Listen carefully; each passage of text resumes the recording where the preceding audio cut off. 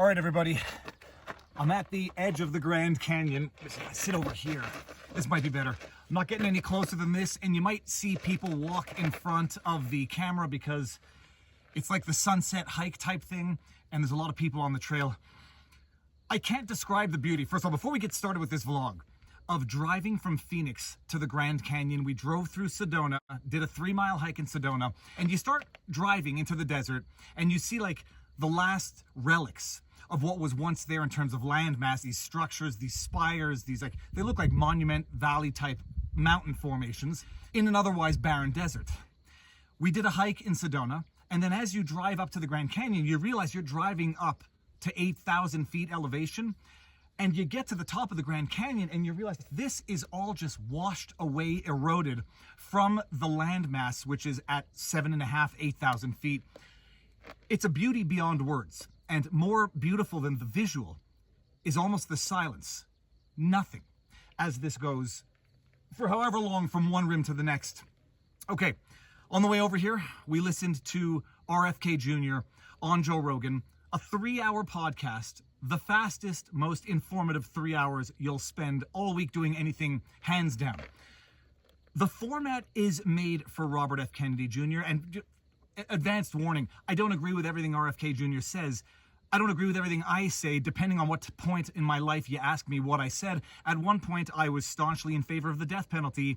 I have since realized how systems are broken. You can't trust a broken system to enact the ultimate penalty. So to say I don't agree with everything RFK Jr. has to say, it goes without saying for every human on earth. But that's not to say that he is not an immensely insightful, intelligent person. And the Joe Rogan podcast illustrates exactly why the Democrats, the DNC, Joe Biden, will never agree to a debate. They will never sit down for a debate with RFK Jr. because they will lose. They will be made to look like idiots. RFK Jr. is eloquent, thoughtful in his discussion, and intelligent and well-researched.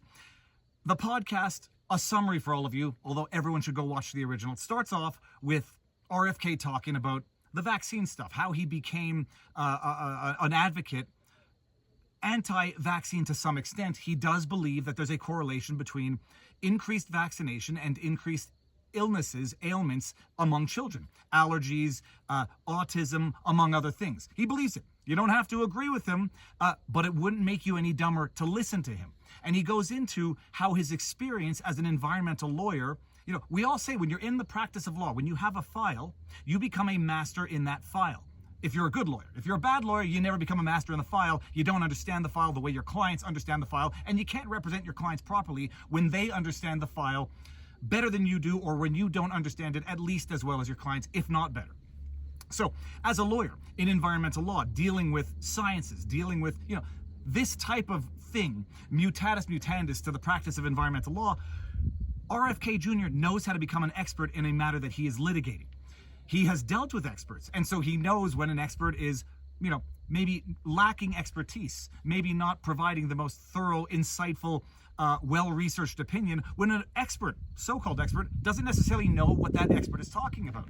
And, you know, one of the interesting things that I retained from this podcast about the vaccines was the mercury in vaccines. And RFK Jr., if you hear some wind, you might have to deal with it. And if you see people walk in front, you might have to deal with it. RFK Jr. talked about, you know, mercury levels in fish, something that he has had professional experience with. And then talking about what is mercury in the vaccines and how he talked with an expert, the expert in the field. When he was asked the question, you know, what about the mercury in the vaccines? If pregnant women are not supposed to eat tuna because of the levels of mercury, why are we injecting pregnant women, newborns, infants with vaccines that contain mercury? And the answer that he was given is the answer that he knew he was going to be given, that there's 2 types of mercury. The mercury in tuna is different than the mercury in vaccines. Not necessarily a satisfactory answer when it still becomes an issue of whether or not this toxin should be injected into pregnant women, children, etc., etc. When it came down to whether or not, how's it going? Don't, you can come through. Don't worry about it. It's oh, go for cover. I'm shooting a video on location. I already here downstairs. Oh, here? No, I hear you. Oh, no, you heard. It's shooting a video. For sure. Take care. Thank you. That means my voice is echoing through the Grand Canyon. So the issue was the mercury, it being a different type of mercury in vaccines versus tuna. And then the expert cites the study that, the tuna mercury is still in the body some 2 months after eating tuna, but the mercury that's in the vaccines is out of the body within a week or whatever. And there was a study that RFK was familiar with, that a lot of us are familiar with, or at least a lot of us who listen to RFK are familiar with, that they did this experiment on monkeys, which I'm not sure you could do anymore because it involves killing the monkeys afterwards and doing dissections on organs in the brain. And they found that in the monkeys, the mercury in the vaccine was not out of the body. It was just in parts of the body that you wouldn't identify it if you had to keep the organism living and you couldn't dissect the brain. Because mercury, as RFK explained, has to come out of the body one way or the other. And when you get it in this vaccine, it's not the case that it is out of the body within a week or two. It's just somewhere else in the body, and it happened to be in the brain of these monkeys in an experiment that you could only do would involve killing the monkeys. Okay, that's an amazing thing. You don't have to agree with them, but it's insightful nonetheless. RFK then talked about the war in Ukraine. And, he has to go out and qualify everything and say he thinks Putin is a horrible tyrant, authoritarian, murderous dictator, etc., etc. But what the US and NATO is doing with Ukraine is exactly what it should not be doing if the goal were to not foment strife. Going into the fact that everybody knows that the US is using the Ukraine to wage a proxy war to remove Putin from power, as if that's going to, possibly not make situation even worse, because you don't know who's going to replace Putin. And as bad as Putin is, when you replace one dictator with another, there's no telling that the replacement dictator is not going to be worse than the original one. So fascinating. He has a good assessment on the war in Ukraine, that Zelensky, an actor, a comedian, got elected with 70% of the vote on the basis of the Minsk Accords peace agreement with Russia that the U.S. promptly encouraged Zelensky not to respect. They want to use Ukraine as a proxy in a war against Russia. It's clear as day, and that is arguably what has led to this crisis. And the West, America, just doesn't want to end this crisis. Why? Because it's good for the military-industrial complex, which has been waging war across the world since my lifespan, since the WMD hoax war of 2001, 2002 in Iraq. When it comes to the industrial military complex, he had something very interesting to say as well, that whether or not you agree with it entirely or whether or not it might be nuanced, China is exercising influence throughout the world, not through military capabilities, setting aside Taiwan, but through education, and much in the way that the US was exercising influence over the rest of the world in its heyday, where now the US exercises influence through military intervention throughout the world. And like RFK said, people would rather see an American soldier building a well than an American soldier carrying a weapon, waging war.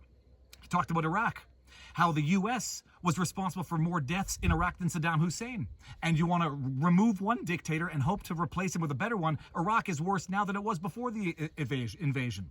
So he's got an understanding of these things, and he's not wrong that the U.S. influence now, by stereotype, legitimate or not, has been reduced to a nation that invades for resources, a nation of war that leaves other nations in shambles.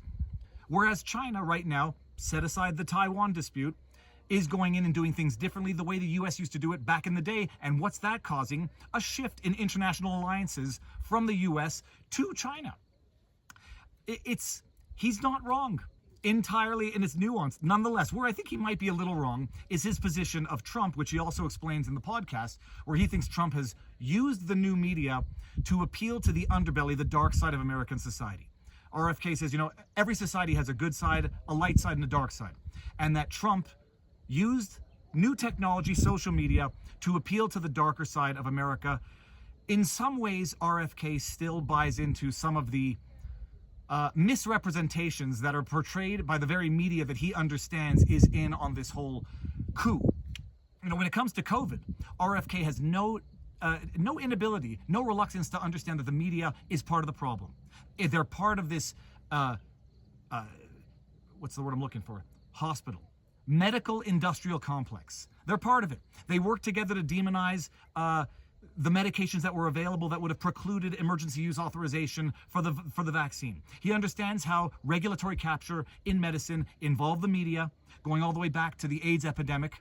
He understands how the media was working with the captured regulated industry with COVID, but when it comes to Trump's depiction, he has some blinders on where he doesn't necessarily realize or reflect on the fact that his opinion of Trump might be crafted by the very same media that he doesn't trust when it comes to its involvement in COVID, demonizing the doctors who spoke out, demonizing medicines that were available and not dangerous.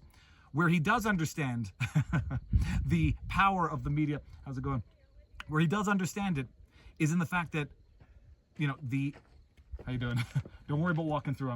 That's okay. So how far down did you go? Just a mile and a half. Just a mile and a half. That's not bad. only had an afternoon. So. I think I'm gonna go I just read the sign. I might not go all the way down tomorrow, but might be worth a try. If I had the time, I really would. It looks amazing. Is this not the most beautiful place? It's an absolutely incredible place. It's God. You can see through time with this. Just every layer is 15,000 years. Spent the entire time thinking about these incredible geological forces, just over millions of years. It's mind blowing. And we are an ant, a mere ant. Totally agree. Have a good one. Where RFK understands what's at play is in the assassination of JFK, his uncle, the assassination of his father, and he understands that, and the deep state's role in that when JFK came to power, the deep state intelligence tried to get him involved in a war in Cuba, tried to get him involved in the war in Vietnam, because war was good for the military-industrial complex. And when JFK said no, we all know how that ended. We know that RFK believes that intelligence was involved in assassinating his father. To be continued in a second. Don't worry about it. Come on through. Thank you. Sorry. If you haven't listened to the Joe Rogan podcast with RFK Jr., it's a must. Will do. Thank you. You might get the audio summary as you go up. Thank you so much. All right. And the podcast ended with RFK Jr. talking about the risks that he's facing now, knowing how it ended for his uncle and his father, which is an amazing thing because he talked about the compromise and the sacrifice that he's had to make. Oh, go for it, Tom. How you doing? The sacrifice that he's had to make in running for office now, knowing that they assassinated, according to him, his father, his uncle, and he's had to make some changes to his life. Oh, go. Thank you. My pleasure. He's had to make changes to his life, can't go out in public the way he used to, can't shake hands the way he used to, but it's a sacrifice that he's ready to make in order to run for president, to make the changes that he thinks need to be made, to bring America back to its heyday, away from what it has become now. And I love his take on, he doesn't like the Republicans any more than the Democrats. He understands how the Democrat Party has gone from freedom of speech, don't trust big pharma, small government, to shut the hell up, trust big pharma, and trust big brother. He understands it, which is why he is going to get screwed. He has no chance of getting a fair shake with the DNC, but there's a darn good reason why the DNC, Democrats, Joe Biden, they want to censor him. They want to use the media to censor him, because if people hear what he has to say, they're not going to be able to disagree with it. All right, now we're going to enjoy a bit of a time lapse of the sunset behind me as people continue to return from the evening hike. How's it going? Thanks.